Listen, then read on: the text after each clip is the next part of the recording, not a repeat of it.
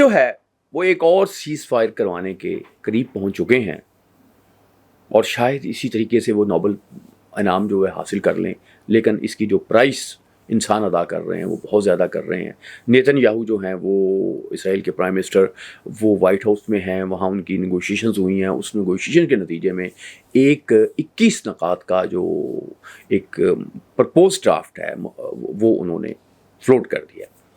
اس میں یعنی ایک سیز فائر بھی ہوگی، جو لوگ یرغمال ہیں حماس کے پاس ان کی رہائی بھی ہوگی، اس کے جواب میں اسرائیل بھی بہت سے لوگوں کو چھوڑے گا۔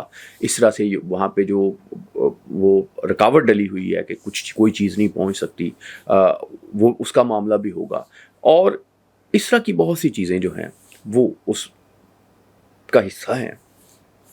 اچھا، ایک طرف تو یہ ہو رہا ہے، یہ معاہدہ ہو رہا تھا کل، تو دوسری طرف جو ہے 39 لوگوں کو پھر شہید کر دیا گیا لبنان پہ، پھر انہوں نے بمباری کر دی، تو یہ ایک چیز بھی چل رہی ہے۔ لیکن بہرحال ایک چیز نوٹس کی جا رہی ہے کہ نیتن یاہو جو کہہ رہا تھا کہ ہم نے اپنا جاب فنش کرنا ہے، وہ اب ایک دوسرے طریقے سے بھی سوچ رہا ہے۔ اس نے قطر جو ہے اس پہ جو حملہ کیا ہے اس پہ معافی مانگی ہے، اور اس کے رویے میں ایک تبدیلی جو ہے اس کو نوٹس کیا جا رہا ہے۔ اور اس تبدیلی کی وجہ ایک تو یہ ہے کہ عالمی پریشر جو ہے بہت بڑھ گیا ہے، امریکہ کو بڑی گالیاں پڑ رہی ہیں، اسرائیل کو بہت گالیاں پڑ رہی ہیں۔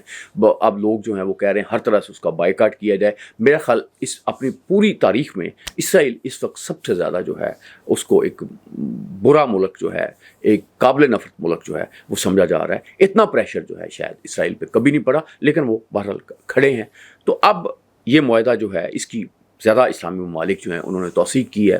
پاکستان کی توثیق کی بات بھی آئی ہے کہ وہ بھی اس نے بھی کہا ہے۔ در حقیقت پہلی بات تو یہ ہوئی کہ جب قطر پہ حملہ ہوا تو جس طرح سے عرب ملکوں نے رسپونڈ کیا، شاید امریکہ اور اسرائیل اس کو ایکسپیکٹ نہیں کر رہا تھا۔ یہ ٹھیک ہے کہ ان کے پاس بڑی طاقت ہے، بہت دوسری چیزیں ہیں، لیکن بہرحال بزنس جو ہے وہ اس کا تعلق عوامی رائے عامہ سے ہوتا ہے، اور ساری یہ چیزیں تو چلتی ہیں۔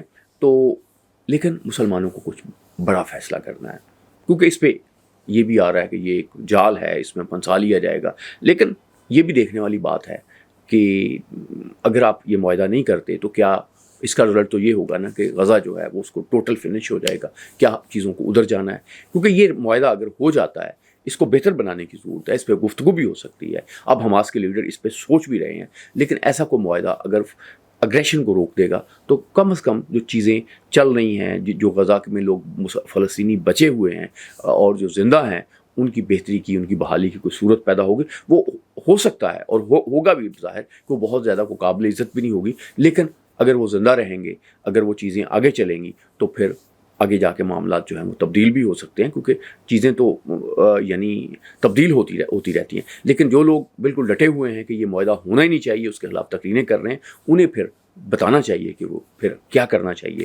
کیا وہ یہ چاہتے ہیں کہ غزہ میں جتنے فلسطینی بچے ہوئے ہیں وہ سب شہید کر دیے جائیں، غزہ کو تباہ کر دیا جائے اور وہاں پہ اسرائیلی آبادیاں ہو جائیں؟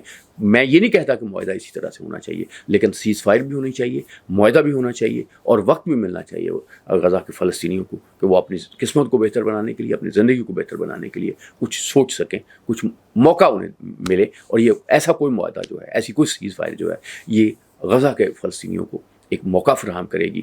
تو اور یہ بات تھوڑی سی ٹھنڈے دماغ سے سوچنی ہے، کیونکہ ہم ابھی تک تو کوئی کسی کی ان کی غزہ کے لوگوں کی مدد کرنے کے لیے تیار نہیں ہو سکا۔ چندے بڑے اکٹھے کیے ہیں، لیکن وہ تو وہاں پانی کی بوتل بھی نہیں جانے اس نے دی۔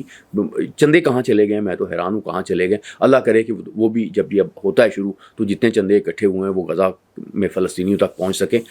تو معزز خواتین و حضرات، یہ کام تو لیڈروں کے سوچنے کا ہے، قیادت بہتر سوچتی ہے، لیکن ہماری خواہش ہے کہ سیز فائر ہو اور ہمارے جو فلسطینی بھائی ہیں ان کی زندگیوں میں اچھا وقت آئے۔ اللہ آپ کا حامی ناصر۔